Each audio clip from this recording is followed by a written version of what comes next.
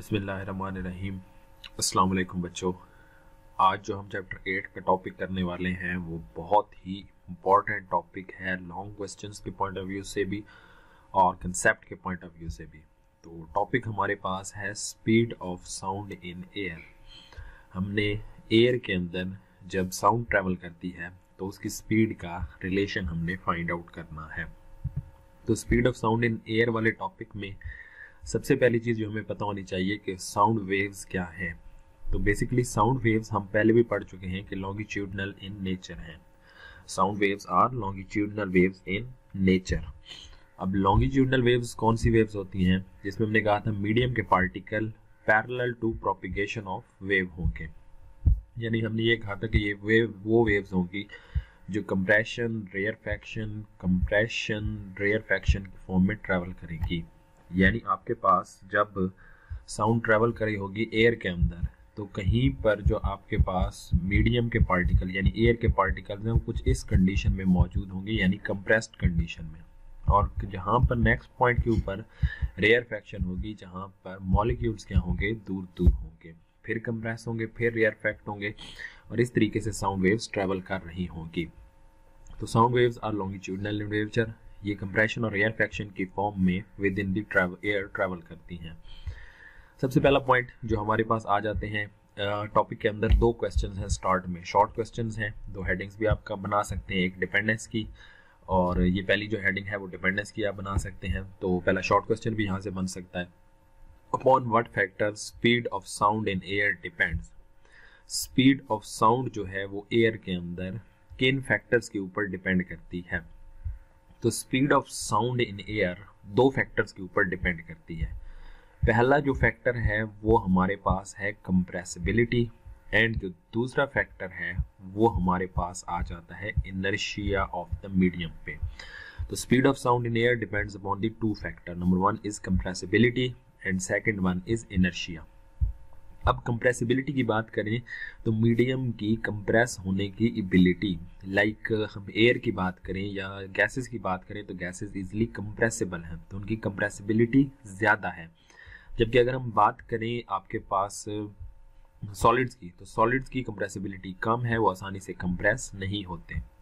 Compressibility के बारे में हम ये भी कह सकते हैं कि compressibility is inversely related to elastic modulus. Elastic modulus के ये इनवर्सली रिलेटेड है। अब इलास्टिक मॉडुलस क्या है? इलास्टिक मॉडुलस हम पढ़ चुके हैं छोटी क्लासेस में मैट्रिक में कि ये बेसिकली रेशियो है स्ट्रेस ओवर स्ट्रेन की।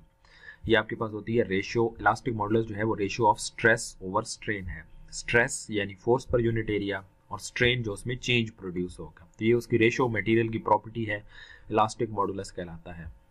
जिसका मतलब ये है कि कंप्रेसिबिलिटी और इलास्टिक मॉडुलस का अगर इनवर्स रिलेशन है तो जिन मटेरियल्स की आपके पास कंप्रेसिबिलिटी कम है लाइक सॉलिड्स, तो इनका इलास्टिक मॉडुलस क्या होगा? ज़्यादा होगा, और गैसेस की कंप्रेसिबिलिटी ज़्यादा तो उनका इलास्टिक मॉडुलस कम होगा। तो ये है कंप्रेसिबिलिटी का फैक्टर। दूसरा फैक्टर आ जाता है इनर्शिया। इनर्शिया अब क्या कह सकते हैं? मटेरियल की जनरल जो नेचुरल एबिलिटी है, लाइक उसकी जो डेंसिटी है उसको हम कह सकते हैं वो उसका मीडियम का आपके पास क्या है? इनर्शिया है। तो ये दो फैक्टर्स हैं जिनके ऊपर आपके पास speed of sound in air depend करती है।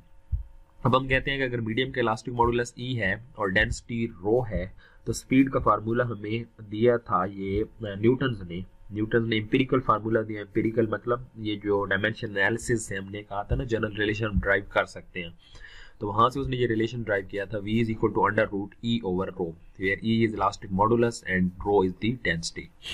तो ये हमारे पास पहला क्वेश्चन आ गया, डिपेंडेंस। फिर दूसरा पॉइंट आ जाता है कि sound travel faster in solid then gases. जो साउंड है वो सॉलिड्स के अंदर बड़ी फास्टली ट्रेवल करती है as compare to the gases. तो उसकी रीजन क्या है? उसकी रीजन यही है कि सॉलिड का जो इलास्टिक मॉडुलस होता है, जैसे अभी हमने ऊपर डिस्कस किया, सॉलिड का इलास्टिक मॉडुलस ग्रेटर होता है as compare to the gases. Elastic modulus of the solid अगर ज्यादा है तो स्पीड और इलास्टिक मॉडुलस को तो डायरेक्ट रिलेशन है, तो अगर स्पीड इलास्टिक मॉडुलस सॉलिड का ज्यादा तो फिर आपके पास क्या होगा? उनकी स्पीड ऑफ साउंड भी उसके अंदर क्या होगी? ज्यादा होगी। दूसरी चीज ये भी है कि सॉलिड के मॉलिक्यूल्स करीब करीब होते हैं, सॉलिड के मॉलिक्यूल्स आपस में क्या होंगे, करीब करीब होंगे, तो वो बड़ा क्विक रिस्पॉन्स करते हैं। अगर आप सॉलिड के ऊपर फोर्स लगाते हैं तो मॉलिक्यूल्स करीब करीब हैं, वो क्विकली एक से दूसरे को, दूसरे से तीसरे मॉलिक्यूल को, फोर्स को, एनर्जी को ट्रांसफर करते हैं और साउंड को ट्रैवल करते हैं। जबकि गैसेज में मॉलिक्यूल्स आपको पता है दूर दूर होते हैं, वो इतना क्विकली साउंड को ट्रैवल नहीं कर पाते, एनर्जी डेसिपेट हो जाती है ड्यूरिंग देयर ट्रैवलिंग। तो सबसे पहले ये 2 पॉइंट्स आपको माइंड में होने चाहिए कि इन फैक्टर्स के ऊपर डिपेंड करती है और सॉलिड्स के अंदर स्पीड ऑफ साउंड ज़्यादा क्यों होती है as compare to the gases. Next point की तरफ आए तो अब हमने क्या करना है, न्यूटन्स कैलकुलेशन की बात करनी है। बेसिकली न्यूटन्स ने कैलकुलेशन फॉर्म की।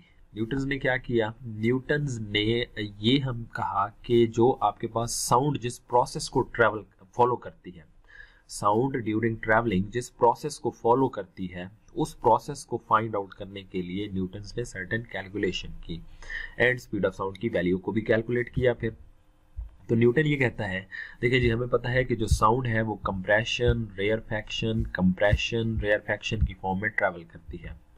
अब ड्यूरिंग कंप्रेशन जो हमारे पास प्रोड्यूस होनी चाहिए वो आपके पास हीट प्रोड्यूस होनी चाहिए, और ड्यूरिंग रेयरफैक्शन एक कूलिंग का इफेक्ट प्रोड्यूस होना चाहिए। तो इसका मतलब ये है कि यहाँ पर ड्यूरिंग कंप्रेशन मीडियम का टेम्परेचर स्लाइटली डिफरेंट है और ड्यूरिंग रेयरफैक्शन मीडियम का टेम्परेचर स्लाइटली डिफरेंट है। लेकिन न्यूटन ये कहता है कि भाई जो थ्रू आउट साउंड ट्रैवलिंग है, ये जो हीट है ये कूलर रीजन की तरफ ट्रैवल कर जाएगी, और थ्रू आउट जब साउंड ट्रैवल कर रही होगी तो टेम्परेचर कांस्टेंट रहेगा। ये न्यूटन की अजम्पशन थी। यानी न्यूटन क्या कहता है कि ड्यूरिंग साउंड ट्रैवलिंग टेम्परेचर क्या रहेगा, कांस्टेंट रहेगा। यानी साउंड ट्रैवलिंग आइसोथर्मल प्रोसेस को फॉलो करेगी। आइसोथर्मल प्रोसेस वो प्रोसेस है जिसमें टेम्परेचर कांस्टेंट रहता है। तो Newton assumed that when a sound waves travel through the air, the temperature of the air during compression remains constant. उसने कहा कि टेम्परेचर क्या रहेगा, कांस्टेंट रहेगा। अब उसने चूज किया एक कंप्रेशन को, तो कंप्रेशन के दौरान उसने कहा टेम्परेचर तो कांस्टेंट रहेगा लेकिन कंप्रेशन है तो प्रेशर पहले P था तो मीडियम का पर प्रेशर बढ़ गया, हो गया P प्लस डेल्टा P, और जब कंप्रेशन हुई तो वॉल्यूम चेंज हो गया V माइनस डेल्टा V। तो ड्यूरिंग साउंड ट्रैवलिंग कंप्रेशन के दौरान टेम्परेचर चेंज नहीं हुआ लेकिन प्रेशर बढ़ गया, वॉल्यूम क्या हो गया, V से V माइनस डेल्टा V हो गया। ठीक होगी बात। अब क्योंकि टेम्परेचर कांस्टेंट उसने कहा तो बॉयल्स लॉ एप्लीकेबल है। According to Boyle's law PV जो होता है कांस्टेंट है, तो इसका मतलब है कि PV इज इक्वल टू, अब ये वाला न्यू कंप्रेशन का प्रेशर पुट करेंगे P plus delta P into V minus delta V, इसका प्रोडक्ट भी क्या रहना चाहिए, कांस्टेंट। तो PV इसको ब्रैकेट में मल्टीप्लाई किया, ये P इस V से मल्टीप्लाई होके हमारे पास आ गया PV एंड देन इससे मल्टीप्लाई होके आ गया minus P del V, PV minus P del V। अब इस डेल P को दोनों से मल्टीप्लाई करें तो डेल PV या V डेल P एंड इससे मल्टीप्लाई किया तो minus del P del V। ये हमारे पास फैक्टर आ चुका है। नाउ ये जो PV है ये इस PV से कैंसिल हो गया, यानी PV माइनस PV 0 हो जाएगा। और ये जो फैक्टर हमारे पास मौजूद है ये factor del P into del V, a very small change in volume into very small change in pressure, product क्या हो जाएगा, मजीद स्मॉल हो जाएगा। जब प्रोडक्ट मजीद स्मॉल हो जाएगा, इतना स्मॉल हो जाएगा कि ये अप्रोचेस टू 0 होगा। ये वैल्यू अप्रोचेस टू क्या होगी, 0। जब ये वैल्यू अप्रोचेस टू 0 है तो इसको हम क्या कर देंगे, निगलेक्ट कर देंगे। जब इसको निगलेक्ट किया तो हमारे पास लेफ्ट साइड पे बच गया था 0, राइट साइड पे था minus P del V plus V del P, ये वैल्यू बच गई है। इस फैक्टर को जब हम दूसरी साइड पर ले गए, इस फैक्टर को हम यहाँ पर लेकर गए तो ये बन गया P del V is equal to V del P, P del V is equal to V del P, del V से हमने डिवाइड कर दिया। तो ये फैक्टर जब उधर गया तो P डेल V बना था, यहाँ पर V डेल P रह गया था, V डेल P को हमने यहाँ पर डेल V से डिवाइड कर दिया तो V del P over del V। Now इस डेल V को हम मजीद डिनोमिनेटर में ले आते हैं, डेल V के डिनोमिनेटर में, तो ये बन गया del P over del V over V। Now ये हमारे पास इक्वेशन आ गई। नाउ डेल P क्या है, force per unit area pressure है, फोर्स पर यूनिट एरिया जो कि वजह है इस चेंज इन वॉल्यूम की। ये प्रेशर चेंज हुआ तब जाके ये फ्रैक्शनल चेंज इन वॉल्यूम हुआ। तो इसका मतलब ये है डेल P इज स्ट्रेस, क्योंकि वजह बनी इस फ्रैक्शनल चेंज इन वॉल्यूम की। तो डेल P इक्वल टू आ गया स्ट्रेस के, और जो फ्रैक्शन चेंज इन वॉल्यूम है this is known as strain. तो प्रेशर इक्वल टू आ गया stress over strain. Stress over strain की रेशियो में पहले बता चुका हूँ, ये इलास्टिसिटी होती है। तो अब हमारे पास इक्वेशन थी V is equal to under root E over rho. तो आपके पास इलास्टिसिटी अब किसकी इक्वल आ चुकी है, प्रेशर की इक्वल, तो इलास्टिसिटी को हमने पी से रिप्लेस कर दिया, तो फार्मूला आ गया V is equal to under root p over rho. अब यहाँ पर अगर हम वैल्यू पुट करें according to STP, according to STP ये जो प्रेशर होता है in terms of its base, in terms of its SI unit, इसकी वैल्यू होती है 1.01 इंटू 10⁵, इसकी वैल्यू होगी 1.01 इंटू 10⁵, और ये जो डेंसिटी है रो, इसकी वैल्यू होती है साउंड के उस पे, इसके अंदर आपके पास एयर की जो डेंसिटी होती है 1.29। जब ये वैल्यू पुट करेंगे तो स्पीड ऑफ साउंड का आंसर आ जाएगा 280 मीटर पर सेकेंड। तो स्पीड ऑफ साउंड का आंसर हमारे पास कितना आ गया, 280 metre per second is according to this Newton's calculation. लेकिन जब एक्सपेरिमेंटली स्पीड ऑफ साउंड को कैलकुलेट किया तो वो वैल्यू कितनी आई थी, 332 मीटर पर सेकेंड। इसका मतलब क्या था, इसका मतलब ये है कि जो आपके पास न्यूटन्स की कैलकुलेशन है उसमें कोई एरर मौजूद है। अब वो एरर कहाँ हो सकती है, वो एरर इस पॉइंट पर हो सकती है जो उसने ये बेसिक अजम्पशन ली थी कि टेम्परेचर रिमेन्स कांस्टेंट। अब एरर यहाँ पर हो सकती है, ठीक है। फिर इस एरर को ठीक किसने किया, इस एरर को ठीक किया आपके पास लैपलास ने। अच्छा, उससे पहले एक पॉइंट, अक्सर एमसीक्यूज आ जाता है कि ये जो आपके पास एरर कितनी थी न्यूटन्स की, तो 16% थी। आप फाइंड आउट भी कर सकते हैं परसेंटेज के फार्मूला से, तो ये वैल्यू याद रख लीजिएगा, न्यूटन्स की कैलकुलेशन में 16% एरर मौजूद थी। नेक्स्ट आते हैं लैपलास की तरफ। अब लैपलास ने क्या किया, लैपलास ने जो न्यूटन ने गलती की थी उस न्यूटन की गलती को सुधारने की कोशिश की, ठीक होगी बात। और लैपलास ने ये कहा कि लैपलास ने कहा कि न्यूटन्स की बेसिक जो अजम्पशन थी वहां पर गलती मौजूद थी, और वो गलती क्या थी, according to Laplace sound travel in the form of compression and rarefaction, हम पहले ही पढ़ चुके हैं। अब कंप्रेशन और रेयरफैक्शन इतना रैपिडली अक्कर होते हैं कि आपके पास हीट को फ्लो करने का टाइम नहीं मिलता। जैसे हमने कहा ना, ये कंप्रेशन रेयरफैक्शन, आप जब बोल रहे होते हैं साउंड एक पर्सन से दूसरे पर्सन तक पहुंचती है, तो ड्यूरिंग दैट टाइम कंप्रेशन के दौरान कूलिंग प्रोड्यूस होती है, रेयरफैक्शन के दौरान कंप्रेशन के दौरान हीटिंग प्रोड्यूस होती है, रेयरफैक्शन में कूलिंग का इफेक्ट प्रोड्यूस होता है। तो न्यूटन ने कहा था हीट ट्रैवल कर जाती है, लेकिन लैपलास कहता है कि कंप्रेशन और रेयरफैक्शन इतना रैपिडली अकर होते हैं कि ये हीट ट्रैवल नहीं कर पाती, ठीक है। The temperature and rarefaction are so rapid that temperature of air does not remains constant. जब हीट ट्रैवल नहीं करती तो आपके पास टेम्परेचर क्या रहेगा, कांस्टेंट नहीं रहेगा। The temperature increases due to compression and decreases due to rarefaction. Therefore, during compression, the air does not lose heat due to conduction during rarefaction. तो जो हीट है वो फ्लो नहीं कर पाती। जब हीट फ्लो नहीं कर पाती तो टेम्परेचर कांस्टेंट नहीं रहता। इस प्रोसेस को हम कहते हैं adiabatic process, the process during which heat does not travel but temperature changes, ऐसे प्रोसेस को हम एडियाबैटिक प्रोसेस कहते हैं। तो न्यूटन ने कहा था कि जो साउंड ट्रेवल करती है वो आइसोथर्मल प्रोसेस को फॉलो करती है। लैपलास कहता है ये एडियाबैटिक प्रोसेस को फॉलो करती है। और जब आपके पास एडियाबैटिक प्रोसेस होगा तो फिर बॉयल्स लॉ की ये शेप एप्लीकेबल नहीं है, ये शेप एप्लीकेबल है जिसके मुताबिक PV power gamma is equal to constant. अब गैमा यहाँ पर क्या है, गैमा बेसिकली रेशियो है molar specific heat at constant pressure to molar specific heat at constant volume. Now what is molar specific heat, molar specific heat आपके पास बच्चों आपने केमिस्ट्री में पढ़ी भी होगी, the amount of heat required to raise the temperature of 1 mole of a substance through 1 kelvin. अगर आपके पास 1 मोल ऑफ अ सब्सटेंस है और उसके टेम्परेचर को 1 केल्विन राइज करना है तो जितनी आप हीट देंगे वो मोलर स्पेसिफिक हीट है। कांस्टेंट प्रेशर पर देंगे तो वो constant pressure molar specific heat है, वॉल्यूम को कांस्टेंट रखेंगे तो वो molar specific heat at constant volume है। अब इस गैमा की वैल्यू ये टेबल में मेंशन है। मोनोटॉमिक गैस के लिए इसकी वैल्यू 1.67 है, ऐसी जिसके एटम्स या एटम्स 2 होंगे, 2 एटम्स पर मुश्तमिल होगी, उसकी वैल्यू 1.40 है, और पॉली के लिए 1.29 है। अब ये तो हो गया लैपलास की बेसिक थ्योरी। अब देन हम एक कंप्रेशन को उसी तरह चूज करते हैं जिसमें प्रेशर P से बढ़ के आपके पास P प्लस डेल्टा P हो रहा है और वॉल्यूम कम होके V से माइनस डेल्टा V हो रहा है। तो सिचुएशन है PV gamma equal to constant, तो PV power gamma is equal to P plus delta P into V minus delta V whole power gamma, क्योंकि प्रोडक्ट कांस्टेंट रहता है तो इसलिए ये कांस्टेंट रहेगा। अब यहाँ से इस फैक्टर में से हम क्या करते हैं, v को कॉमन लेते हैं।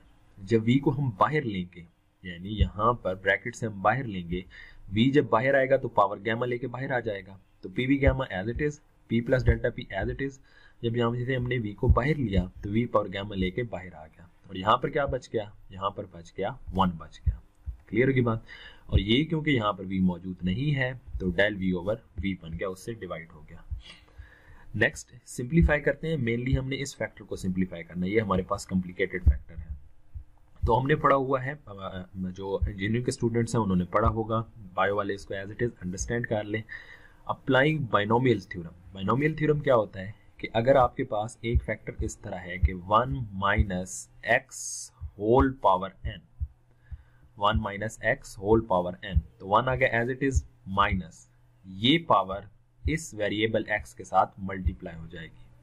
आगे भी लंबी चौड़ी टर्म्स हैं, हम उनको इग्नोर करते हैं क्योंकि हमारा उनसे कंसर्न नहीं है। तो 1 एज इट इज आ गया, ये पावर x के साथ मल्टीप्लाई हो गया nx। ये थ्योरम है एज इट इज, इसको याद कर लें। तो अगर हम इसको अप्लाई करें तो 1 minus del V over V power gamma, तो 1 आ गया एज इट इज। अब पावर x की n की जगह यहाँ गैमा है, x की जगह डेल वी ओवर वी है, तो ये हमारे पास इसमें सिंप्लीफाई हो गया। तो हमारे पास आ गया p is equal to p plus delta p into 1 minus gamma del V over V. Now p is as it is, ये मल्टीप्लाई होगा इस ब्रैकेट के साथ, p पहले मल्टीप्लाई होगा इस ब्रैकेट के साथ, तो p आ गया as it is minus gamma p del v over v आ गया। नाउ डेल p इस ब्रैकेट में मल्टीप्लाई होगा तो del p gamma del p del v over v। Again ये factor del v del p का प्रोडक्ट है, पहले बता चुका हूँ, वेरी स्मॉल होगा, इनका प्रोडक्ट 0 हो जाएगा। यहाँ p माइनस p ये वाला फैक्टर हो जाएगा 0, तो बचा क्या, 0 is equal to minus gamma p del v over v plus del p। अब ये फैक्टर दूसरी साइड पर जाएगा, ये फैक्टर बन जाएगा पॉजिटिव, ये फैक्टर यहाँ पर गया तो ये बन गया positive.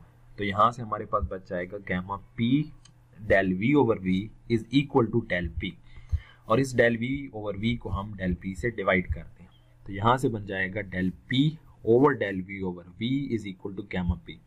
Now del p stress था, del v over v strain था, तो यहाँ से इलास्टिक मॉडुलस किसके इक्वल आ गया है, गैमा p के इक्वल आ गया। तो फार्मूले में पुट करते हैं, v is equal to under root p over rho, sorry e over rho, यहाँ पर e की जगह हमने p गैमा p पुट कर दिया, गैमा p ओवर रो। नाउ आपको पता है एयर जो आपके पास है, एयर कौन सी गैस है, एयर आपके पास डाई एटॉमिक गैस है, नाइट्रोजन हाइड्रोजन ऑक्सीजन एटसेट्रा इसमें मौजूद है, तो ये डाई एटॉमिक गैस है। तो इस गैमा की वैल्यू यहाँ पर हम पुट कर देंगे 1.40, प्रेशर जैसे मैंने पहले बताया 1.01 इन 10⁵, रो हमारे पास है 1.29। ये जब हमने पुट की तो फिर हमारे पास क्या आया, हमारे पास जो स्पीड ऑफ साउंड आई वो 333 मीटर पर सेकंड थी, जो नियर टू एक्सपेरिमेंटल वैल्यू थी, इसीलिए लैप्लास को हम कंसिडर करते हैं करेक्ट। ये हो हमारे पास हो गई, हमने फाइंड आउट की कि speed of sound in air आपके पास किस स्पीड के साथ ट्रेवल करती है और किन फैक्टर्स के ऊपर जनरली डिपेंड करती है। अब हम बात करते हैं मजीद कुछ डिपेंडेंस की, कि जो स्पीड ऑफ साउंड है इन एयर वो किन फैक्टर्स के ऊपर डिपेंड करती है। तो पहला फैक्टर हमारे पास इफेक्ट ऑफ प्रेशर है, effect of pressure on speed of sound. तो अगर हम फार्मूले की बात करें तो v is equal to gamma, v is equal to under root gamma p over rho, gamma p over rho, ये आपके पास स्पीड ऑफ साउंड का फार्मूला जो अभी हमने ड्राइव किया। ना हमें पता है कि डेंसिटी किसकी इक्वल होती है, मास पर यूनिट वॉल्यूम के, density is equal to mass per unit volume. जब प्रेशर इंक्रीज होगा वॉल्यूम इंक्रीज हो जाता है, जब प्रेशर इंक्रीज होगा तो आपके पास क्या होगा, वॉल्यूम डिक्रीज हो जाएगा। आपको पता है जब गैस को आप कंप्रेस, प्रेशर इंक्रीज करने का मतलब है गैस को कंप्रेस कर रहे हैं, जब प्रेशर इंक्रीज करेंगे वॉल्यूम डिक्रीज हो जाएगा, और जब वॉल्यूम डिक्रीज होगा तो डेंसिटी और वॉल्यूम का कौन सा रिलेशन है, inverse relation. So when pressure increases, volume decreases, so density increases। इसका मतलब ये है कि प्रेशर और डेंसिटी का कौन सा रिलेशन है, डायरेक्ट रिलेशन है। तो अगर मैं यहाँ पर प्रेशर को डबल करूंगा तो डेंसिटी भी क्या हो जाएगी, डबल हो जाएगी। ओवरऑल ये फैक्टर आपस में कैंसिल होके मेरे पास स्पीड वही रहेगी जो पहले थी। इट मीन्स डेंसिटी जो है, सॉरी इट मीन्स जो स्पीड ऑफ साउंड है वो प्रेशर के ऊपर डिपेंड नहीं करती। प्रेशर को जो मर्जी चेंज कर दें, स्पीड ऑफ साउंड को कोई फर्क नहीं पड़ेगा। क्लियर की बात यहाँ तक। दूसरा पॉइंट जो है effect of density on speed of sound. अब यहाँ पर हम दो डिफरेंट मीडियम्स को रिलेट करेंगे, यहाँ पर हम दो डिफरेंट काइंड्स ऑफ मीडियम को रिलेट करेंगे, कीपिंग दिस प्रेशर कांस्टेंट। ठीक होगी बात। अब हम प्रेशर को रखते हैं कांस्टेंट और दो डिफरेंट मीडियम्स को रिलेट करते हैं। लाइक हम कहते हैं एक रूम है आपके पास, उसमें हाइड्रोजन मौजूद है और दूसरे रूम में ऑक्सीजन मौजूद है सेम प्रेशर के ऊपर। अब हाइड्रोजन और ऑक्सीजन दोनों की जो डेंसिटी है वो क्या है, डिफरेंट है। तो V is inversely related to square root of density. It means अगर आप डेंसिटी ऑफ द मीडियम बढ़ाएंगे तो स्पीड क्या हो जाएगी, कम हो जाएगी। इनवर्स रिलेशन यहाँ से हमें क्लियर हो गया। अब जैसे मैंने एग्जांपल दी कि एक रूम में आपके पास ऑक्सीजन है और दूसरे रूम में हाइड्रोजन है। जो ऑक्सीजन की डेंसिटी है आपके पास, density of oxygen is equal to 16 times the density of hydrogen, यानी ऑक्सीजन की डेंसिटी हाइड्रोजन की डेंसिटी का 16 गुना ज्यादा है। तो किसकी डेंसिटी ज्यादा, ऑक्सीजन की डेंसिटी ज्यादा, तो ऑक्सीजन में स्पीड ऑफ साउंड क्या होगी, कम होगी। हाइड्रोजन की डेंसिटी कम, तो आपके पास स्पीड ऑफ साउंड क्या होगी, ज्यादा होगी। कितनी ज्यादा होगी, 4 टाइम्स उसकी ग्रेटर होगी। अगर यहाँ पर आप स्क्वायर रूट के अंदर 16 को पुट करें तो ऑटोमेटिकली ये चीज आप फाइंड आउट कर सकते हैं। तो speed of sound in hydrogen is 4 time its speed as in oxygen, as density of oxygen is 16 times that density of hydrogen। Clear है की बात ये यहाँ तक। उसके बाद नेक्स्ट जो हमारे पास इफेक्ट है वो इफेक्ट है temperature on speed of sound. अब अगेन हमारे पास वही है कि अगर आप टेम्परेचर को इंक्रीज करेंगे, गैस को हीट अप करते हैं, गैस को हीट अप किया आपने कांस्टेंट प्रेशर के ऊपर, तो गैस का टेम्परेचर आपने इंक्रीज कर दिया। टेम्परेचर इंक्रीज होगा, वॉल्यूम इंक्रीज होगा, वॉल्यूम इंक्रीज होगी, डेंसिटी डिक्रीज होगी। इसका मतलब डेंसिटी डिक्रीज होगी तो स्पीड क्या हो जाएगी, इंक्रीज हो जाएगी। तो हम कह सकते हैं अगर आप टेम्परेचर को इंक्रीज करेंगे, speed is increase with the rise of temperature. Clear की बात यहाँ तक। अब हम एक जनरल रिलेशन ड्राइव करते हैं। जैसे हमारे पास डेंसिटी के साथ इसका जनरल रिलेशन है, उसी तरह टेम्परेचर के साथ भी स्पीड का हम एक जनरल रिलेशन ड्राइव करते हैं। उसके लिए हम क्या करते हैं, V not suppose speed of sound है एट 0 डिग्री सेल्सियस, यानी आपके पास 0 डिग्री सेल्सियस पे स्पीड ऑफ साउंड है V नॉट, और उस वक्त जो मीडियम की डेंसिटी है, गैस की डेंसिटी है, वो 0 डिग्री सेल्सियस पे रो नॉट है। तो अगर हमने टेम्परेचर बढ़ा के T डिग्री सेल्सियस कर दिया तो speed of sound at T degree Celsius क्या होगी, VT, और उस वक्त डेंसिटी ऑब्वियस है टेम्परेचर चेंज होने से चेंज हो चुकी होगी, तो density of gas at T degree Celsius is equal to rho T। अब यहाँ से अगर हम इन दोनों टेम्परेचर्स के ऊपर स्पीड का रिलेशन ड्राइव करें तो 0 डिग्री सेल्सियस पे आ जाएगा V naught is equal to gamma P, क्योंकि कांस्टेंट है, over rho naught under root, ये हमारी इक्वेशन 1 आ गई। और T डिग्री सेल्सियस पे स्पीड बन चुकी होगी VT is equal to gamma P over rho T under root, equation 2 आ गई। नेक्स्ट क्या करते हैं, डिवाइडिंग इक्वेशन 2 बाय 1, तो 2 डिवाइड बाय 1 किया तो ये आ गया VT ओवर V नॉट। इन दोनों को जब हमने डिवाइड किया तो पहले आ गया VT over V naught is equal to under root, common square root में हमने ले लिया gamma P over rho T over gamma P over rho naught. तो गैमा P से गैमा P आपके पास कैंसिल हो गया।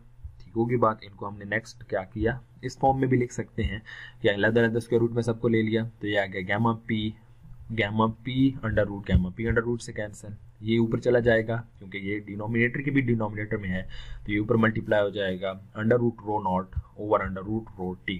तो हमारे पास फार्मूला बच गया VT over V naught is equal to under root rho naught over under root rho T। समझ आ गई बात यहाँ तक। नेक्स्ट हमारे पास ये सिंप्लीफिकेशन में इक्वेशन आ चुकी है, VT और V naught is equal to under root rho naught over under root rho T। Now देखें, अगर आपके पास टेम्परेचर चेंज हुआ तो फिर वॉल्यूम ऑफ द सिस्टम हम पहले कह चुके हैं चेंज होगा। अब हम उस वॉल्यूम की बात करते हैं कि V naught is the volume of the gas at 0 degree Celsius. V not 0 degree Celsius पे वॉल्यूम है, तो T डिग्री सेल्सियस पर वॉल्यूम क्या हो चुका होगा, चेंज होके अब V2 हो चुका है। तो वॉल्यूम एक्सपेंशन की इक्वेशन हमने मैट्रिक में पढ़ी थी, जिसको हमने कुछ इस तरह रिलेट किया था कि VT volume at any T degree Celsius is equal to V naught into 1 plus beta T। No beta क्या है, कोएफिशिएंट ऑफ वॉल्यूम एक्सपेंशन है फॉर आपके पास डायटोमिक गैस, यानी कितना गैस एक्सपेंड होगी, ये कांस्टेंट वैल्यू फिक्स रहती है बीटा की, और बीटा की वैल्यू होती है 1/273।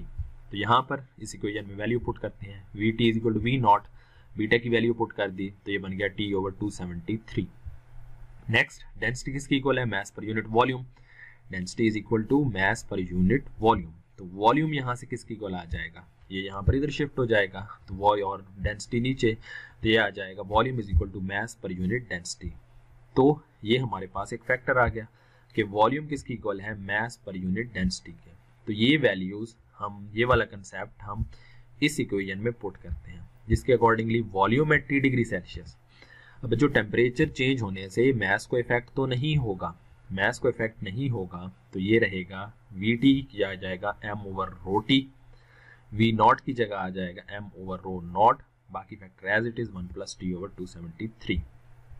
मास से मास हो गया cancel, 1 over rho T is equal to 1 over rho naught into 1 plus T over 273। ये हमारे पास इक्वेशन आ चुकी है। ठीक होगी बात यहाँ तक। अब यहाँ से रो नॉट इधर शिफ्ट हो गया, रो टी यहाँ पर शिफ्ट हो गया, तो rho naught is equal to rho T into 1 plus T over 273। ये हमारे पास एक इक्वेशन आ चुकी है। अब ये जो इक्वेशन, ये वैल्यू है, हम इस इक्वेशन 3 में पुट करते हैं, इस इक्वेशन 3 में पुट करेंगे।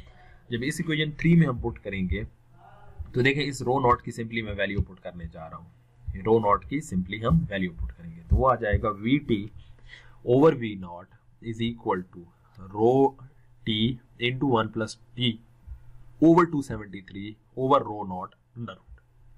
तो यहाँ रो नॉट से रो नॉट कैंसिल हो जाएगा, एंड देन हम अगर एलसीएम लेंगे तो सिंप्लीफाई, के पहले उससे हम इस तरह लिख लेते हैं, Vt और V naught is equal to under root 1 plus T over 273।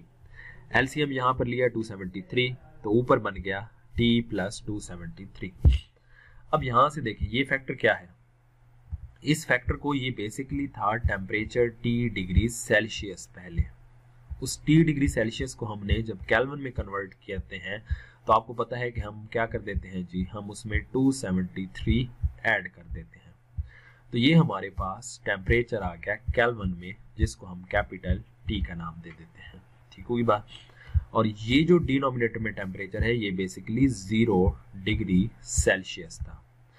इस 0 में जब हमने उसी तरह 273 ऐड किया, 0 प्लस 273, तो ये हमारे पास क्या बन गया 273 केल्विन। इसको हम किससे रिप्रेजेंट कर देते हैं, T नॉट से। इसका मतलब ये है वही टेम्परेचर, लेकिन अब इनको हम किस फॉर्म में रिप्रेजेंट कर रहे हैं, केल्विन टेम्परेचर में। तो ये आ गया Vt और V naught is equal to under root T over T naught. ये हमारे पास ये यहाँ पर वैल्यू आ चुकी है। क्लियर की बात। अब ये हमारे पास रिलेशन ड्राइव हो चुका है। देखिए Vt is directly related to T एक तरह से, यानी अपने अपने टेम्परेचर के ये डायरेक्टली रिलेटेड हैं। तो हम सिंपल कह सकते हैं V is directly related to under root T। So when temperature increases speed of sound increases according to this relation. ये डायरेक्ट रिलेशन आ चुका है। ये तो हमारे पास आ चुकी एक इक्वेशन। अब हमने नेक्स्ट क्या करना है, ये इक्वेशन 4 हमने एक तरह से बनाई थी, ये वाली इक्वेशन। अब एक टेम्परेचर इंक्रीज करने से स्पीड ऑफ साउंड कितनी इंक्रीज होगी, हम कैसे फाइंड आउट कर सकते हैं, एक जनरल रिलेशन ड्राइव करते हैं। तो इस इक्वेशन 4 की हम हेल्प लेते हैं।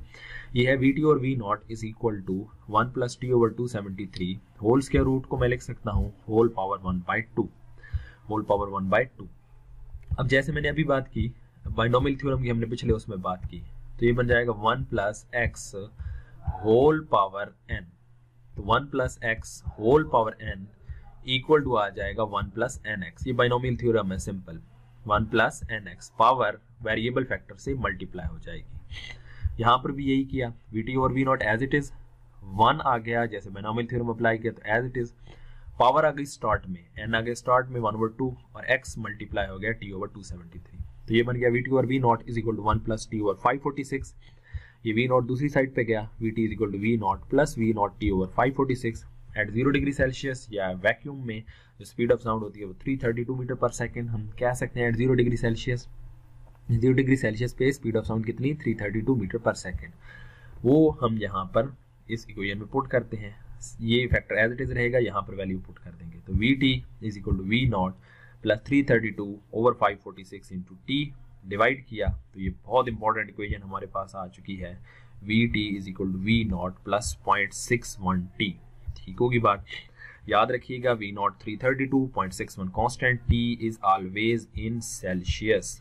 T कौन से यूनिट में होगा, डिग्री सेल्सियस में। बच्चों याद रखना, अगर कैपिटल T से टेम्परेचर यूज रिप्रेजेंट करेंगे तो वो केल्विन में होगा, स्मॉल टी से करेंगे तो वो सेल्सियस में होगा। अब अक्सर एक एमसीक्यूज आता है, अगर टेम्परेचर 1 डिग्री सेल्सियस राइज करे तो स्पीड ऑफ साउंड कितना इंक्रीज होगी, तो ये ऑब्वियस है, यहाँ पर 1 आएगा, तो speed of sound 0.61 metre per second increase हो जाएगी। ये हमारा टॉपिक था speed of sound in air का। अच्छा बच्चों, इस तरह है कि इसकी एग्जाम्पल जो पहली है वो बहुत इंपॉर्टेंट है, वो आपने करनी है। दूसरा, इसके साथ सोनिक बूम का एक कंसेप्ट है, उसको रीडिंग करें, समझें, क्लियर नहीं होगा तो फिर ज़रूर डिस्कस करना है, वो भी इंपॉर्टेंट शॉर्ट क्वेश्चन है। आज के लेक्चर को यहीं पर वाइंड अप करते हैं, इंशाल्लाह नेक्स्ट लेक्चर में फिर इसको मज़ीद मुलाकात होगी आपसे। अल्लाह हाफिज़।